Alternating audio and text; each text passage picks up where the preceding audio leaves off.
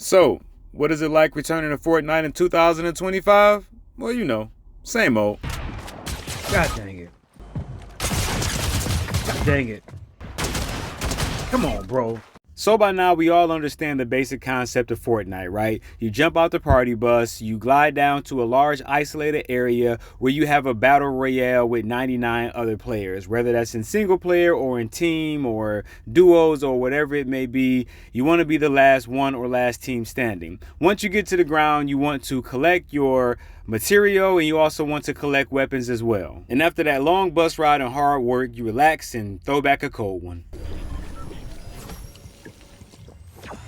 So it's been about a good year or 2 years since we've really played. So I jumped online with my son and we jumped back in the game. A lot of the mechanics are still the same, sliding, climbing over walls and this, that, and the other. Combat still seems to be very familiar. The map still pops in color. The colors are very vibrant in this open world or a sandbox type of gameplay. I've always appreciated that about Fortnite. But the two biggest changes that I've seen, which has always been consistent with Fortnite, right, is going to be the weapons and the season. And I'm sure by now you can tell that it's Star Wars. Now, I'm not a big Star Wars fan, but I do think it's interesting whenever it's implemented into a game or they come out with their game for whatever reason. Like Battlefront 2 is actually on the rise right now for online activity, players, and this, that, and the other for the one that was originally released with the previous gen console. Now, I played that one. I was really blown away from the graphics, the gameplay, and this, that, and the other. But as I said, I'm not a Star Wars fan, so I didn't really dive into it that much. Jumping back into the game and seeing just how many characters I've purchased over the years is something that, never really ceased to amaze me. But the thing that really blows my mind that makes this game enjoyable no matter when you return to it is being able to combine Marvel characters with Star Wars characters or just regular characters of their design, right? Of standard characters or Ghostbusters or Halloween specials or anime characters as far as like, Dragon Ball or Naruto. All of these things are just amazing. Like, I love being able to play Ninja Turtles and going with Shredder and then having Trunks as my partner. Like, to have that option is amazing. But the combination that I always settle on, where me and my son normally do our best, is when he chooses John Wick and I choose Batman. For some reason, they just really work and respond well to each other. So being in the open world, you can never really get too comfortable because people can come in all angles, not knowing where you're going to get hit from. Oh, shoot, somebody behind me. God dang it. Run, bats. And that's the exciting part about it, right? Is that you never know where they're going to come at any point in time. So you have to keep your head on the swivel because it's a complete war zone or all out war. Now, obviously, my son's a lot better at the game than I am. And this is something that you guys are going to see on a regular basis. As far as me being down, him coming to the rescue, just like a John Wick, even though I'm the superhero and should be picking him up.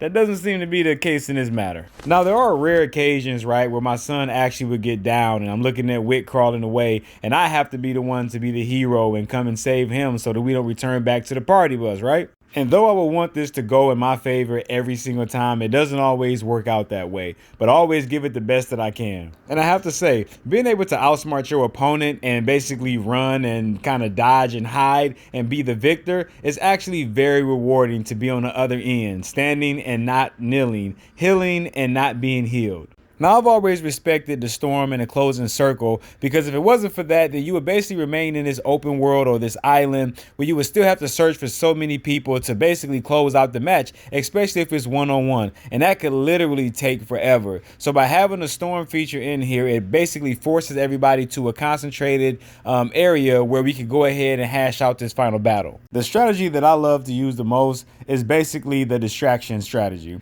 where I basically distract them, and my son is so good at aiming from a distance. Like, he doesn't really have issue with range. I do. I'm more of a close combat type of person, but not in the area of like using a shotgun and being the victor, but more so of just distracting them while he can actually take them out. That's the policy that we always run and the plan that we always implement. So Star Wars has always been this sci-fi adventure action type of franchise that has captured the hearts of many. They was always creative with the way that they made their weapons or their character selection or even the locations in which they would create, which was literally out of this world.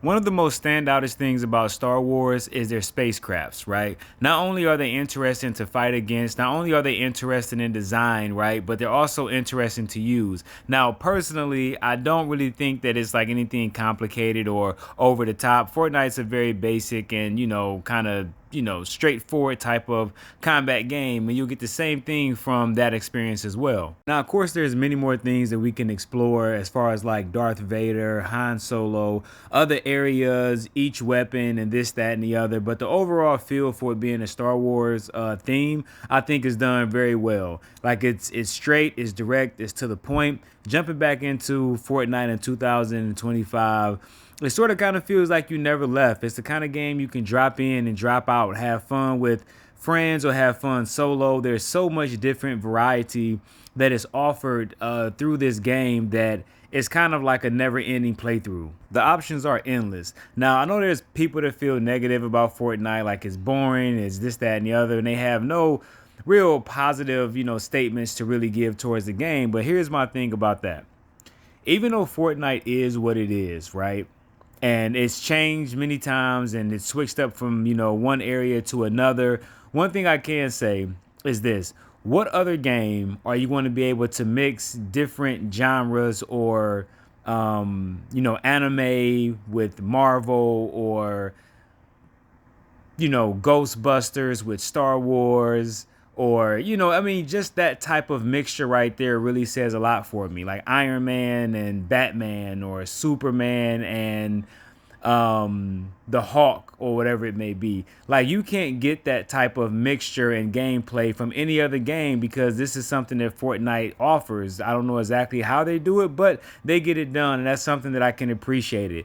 They're a type of company that constantly moves and pushes forward and trying different things, right? Not everybody like it, not everybody agrees with it, but they're still putting in the effort to keep this game going forward and try to please as many people as they possibly can. And with that being said, I give this game a strong salute. I appreciate them always changing and switching things up and being able to just have fun, man. I think that's their ultimate goal when it comes down to this game, and that's the area where they don't fail in, at least for me personally. So let me know what you guys think about, the Star Wars season that they have out, or just Fortnite in general. Do you think Fortnite is going to last much longer? Do you think the player base is going to fall off and it's going to become a dead game? Let me know in the comment section down below. And with that being said, it's your boy, oh no, not another reviewer, and I'm out.